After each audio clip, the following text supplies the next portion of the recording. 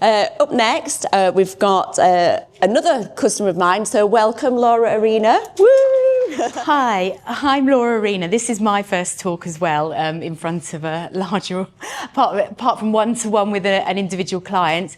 I'm going to talk a little bit about neurodiversity. Now, this is a topic that is, you'll probably see a lot more in the media, and you might now be getting clients coming into your clinic now saying, I've identified as, I've got ADHD in the last few years, or the last few months even. So this is very topical, and also it's very personal to me as well. So I just wanted to share my own story as part of it. In fact, it does cross over. My own story of actually finding out I've got ADHD crossed over with my aesthetic clinic. So I'll tell you about that as well. Okay, so.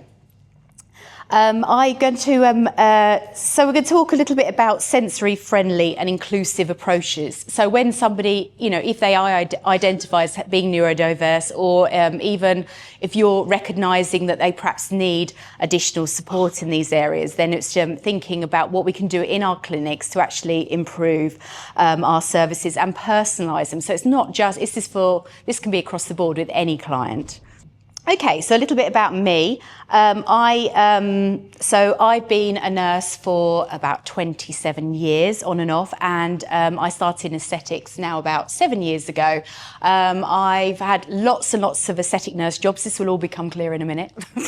I've had lots and lots of different jobs, including aesthetics, and I have also tried to go into teaching as well. So lots and lots of different career paths. But I did realise that I loved aesthetics when I went into it, and I knew that despite my own personal difficulties, it's something I wanted to carry on doing. So I grew my business so I'm now a nurse prescriber. I grew my business from a home clinic, and I now have a town centre location in Bedford, and I have a team of 4. So I've got Catherine here, who's my skin therapist, and I also have 2 admin staff, again, for reasons that will become clear in a minute. The things that I offer, particularly related to Circus Skin, I solely use Kaisense. If anybody wants to talk to me about it afterwards, I rave about it. My clients love it. Their skin looks amazing, not just the actual improvement in the not just the improvement that we've been trying to make in terms of volume and fine lines and things, also just the general quality of their skin after using it. All my clients love it, and it does get a lot of repeat custom. We stock intradermology, particularly I personally love Synergy 6, and we offer WOW Fusion as well. And as I said, we're doing a lot more advertising on that now with delivering demand. So I'm very passionate about safety in aesthetics. I'm a member of BAMAM, I keep saying BACN, and Aesthetic Complication Group, and my own ADHD experience. So I was diagnosed at 48. I'm now nearly 50, and but what happened was a few years, when I started my town centre clinic, I was struggling massively with my mental health, and I thought I was going to have to give it up. One of my clients actually is a psychologist, and she watched me round the room doing moving things around, touching things, losing my glasses, all sorts of things, and she said to me, has anyone ever mentioned ADHD, while I was doing her Botox. So and she still comes to me now. She's one of my best customers. She absolutely, I love her. And I was like, oh, whatever, that's little boys, they just who have problems with who are naughty at school, and but that was a few years ago. But then I decided, because I also had breast cancer in my 30s and I couldn't take HRT, and as I've gone into my menopause, I've struggled more and more and more with all sorts of problems related to it. So things like managing my time management and disorganisation, all sorts of things. So I now, so I then did seek an actual referral, and I did go to a private clinic, and I now do take ADHD medication, and it's been absolutely life-changing. I still have ADHD. I still have have procrastination. I still have all sorts of different problems connected to it. But I I'm able to calmly sort of manage my life a lot better, and my husband's a lot happier. So I've really got a particular lived experience in this, and I also want to talk to you a little bit about when somebody identifies with you in clinic that having it, or they think they possibly have, because unfortunately a lot of people, the waiting lists are apparently about 20 years. So I was told by the NHS it was about 7 years before I get, so I'll be like, oh well, I'll be retired by then. So they might think that they have ADHD, and then but they might be recognising things in themselves. So, as I said before, why this matters, particularly in female adults, and obviously this is, and women of a certain age, and this is, for me personally, I'm sure it is for many of you, our target group. So women sort of 40 to 60 going through the menopause and really, really struggling. So they are a high percentage of our clients, and they might now also be recognising this in themselves.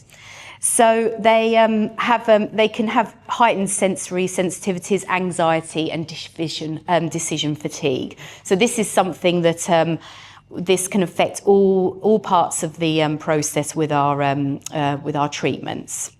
And just small adjustments, even if the person doesn't identify it themselves, there's things that you can do to make their experience more unique and personalised. So this is carrying on from the talk earlier, the amazing talk before, and generally what we're talking about with WOW Fusion and things, it's a personalised experience and client loyalty.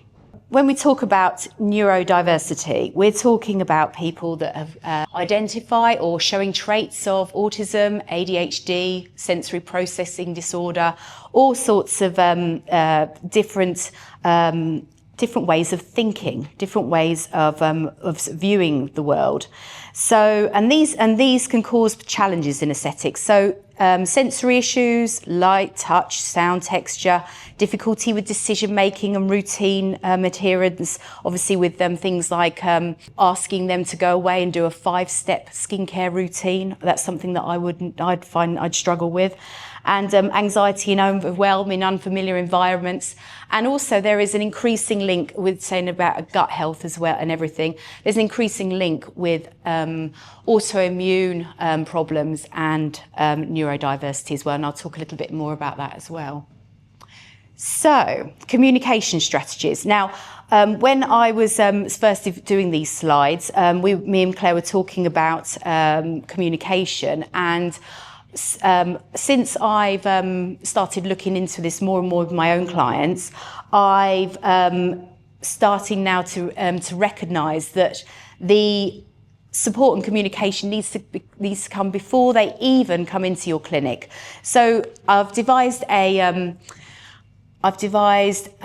form for clients that they have the option to fill out. It can go to everybody, but they have the option to fill out if they recognise that they have a neurodiversity or they don't recognise it. But it's not talking about conditions themselves. It's talking about what might be an issue in clinic for them. So things like how would you prefer to have your instructions? Verbal, in writing, visual aids, combination of them. Do you prefer a particular pace or style of communication? So slower pace, time to process, written summary. So they can identify on this how they would like to receive information. And right from even before they come into clinic, you can identify if somebody needs a little bit longer, if they need to bring somebody with them, if they would like a quieter time when your clinic is not so busy. So things like that. So it comes right from before they even come into clinic. So, skin inflammation, and this is particularly personal to me, and it's something that I'm finding out more and more, and there is also more and more research going into this, that people with neurodiverse conditions often have accompanying like eczema, or they have psoriasis, or to do, if they've got sensory conditions, they might have some scratching, and things caused by scratching, or they've got problems with their things that they, comfort and whatever. So I personally have always suffered from eczema all my life. And amazingly enough, when I started taking ADHD medication, my eczema improved dramatically. Now it's quite interesting. It possibly was, which is what they're finding out more and more now, it was a stress response, because my body was in so much stress all the time that I was actually, that it was actually coming out in my skin. And I think a lot of people are starting to realise that now. So it's funny, all through my life, I'd seen dermatologists, I'd been trying to manage it myself. But as soon as I actually started taking medication and my stress levels went down, because I was actually able to navigate things a bit easier, my eczema also improved. It's not perfect. I still have some hay fever. Menopause has made it more dry again, but it's. I think it would have been a lot worse if I hadn't started managing my own stress related to ADHD. So executive dysfunction. So what is executive dysfunction? And this is something that we talk about a lot with people with neurodiversity. So it's basically your ability to plan, to organise, to start and finish tasks, manage time, regulate emotions. So when we talk about executive dysfunction, this is related to a lot of different things, remembering instructions, all sorts of things, and it affects every part of your life. So when people say they have difficulty with time management, that's only one part of executive dysfunction. There's lots of things, even things like in the morning, I have to plan what I'm going to do that day. So I have to think about, and I write it down right from like getting up, brushing my teeth, washing my face. You know, my husband says to me, but those things come automatically. No, they don't to me. I still have to write it down every morning. So in terms of skincare routines, minimal steps, not too much, because the overwhelm can be a little bit too much. So things like with the intradermology, I've found is having just 2 steps, even if they do nothing else, a good wash and like the lactic wash or the glycolic wash and the Synergy 6. If they've done nothing else, they're cleaning their skin well and they're putting an SPF on. So, and for somebody that has difficulty in following all these steps, they might be overwhelmed with giving lots and lots of products to them. And obviously written instructions afterwards, so reminders, and keep seeing them in clinic. Are they still keeping going with that routine that you've originally given them?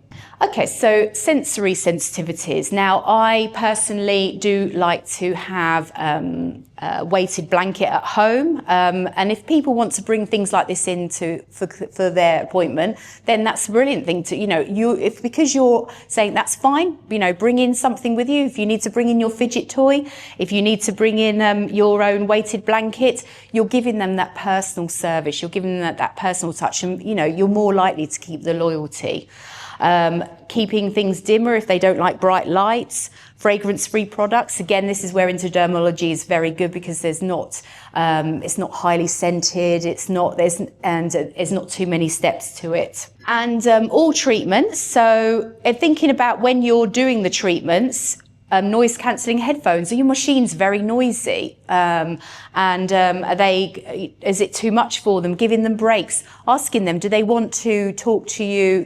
Do they want you to keep talking to them, or do they want you to just be quiet and let them be? Do they want to bring somebody else with them?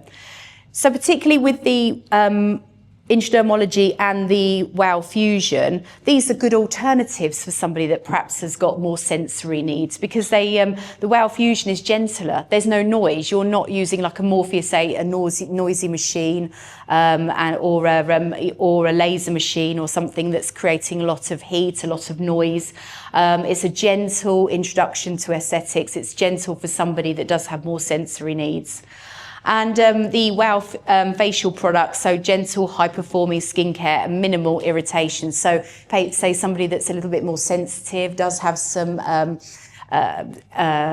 problems with eczema and dermatitis related to their neurodiversity, then those products are gentler for them. So as I said before, online forms prior to coming in, clear instructions, music, quieter treatment rooms, all these things help. And then obviously your staff training as well. So thinking about staff training, respect for the clients as well. If it's someone that does STIM, is it, so, just being respectful. And that goes for all, obviously, we are all professionals. We would be respectful of what people need to do. But if obviously staff have have an understanding of why people do stim, why they do, that's to keep the person comfortable. I mean, so some of the stimming activities that I do, I know that at night I do rub my feet together. I do tap my feet up and down when I'm talking. I'm probably like swaying a bit more back and forth just up here now. And just even, there are little things that people do just to keep themselves from an anxious situation. And masking sensitivity. So, sometimes they might seem fine, but they might be overwhelmed. So it's identifying, when someone is a little bit more overwhelmed in that situation.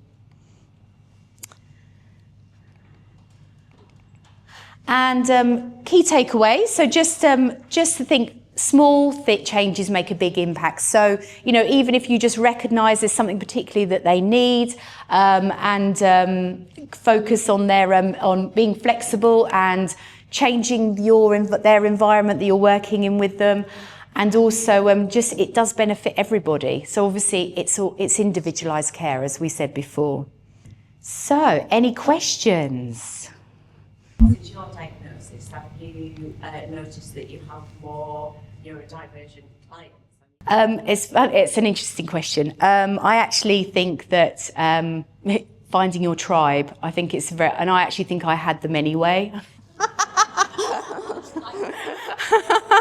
Would you agree, Catherine? And I think that they recognised it in me, and then because of that, they then decided, they already related to me anyway. So I think that's, so I think that, But the interesting is now we have more discussions about it and more open discussions. And now while I'm treating them, they do ask me about my own journey and whatever. But I think you do, your loyal clients, they find you and you find your tribe.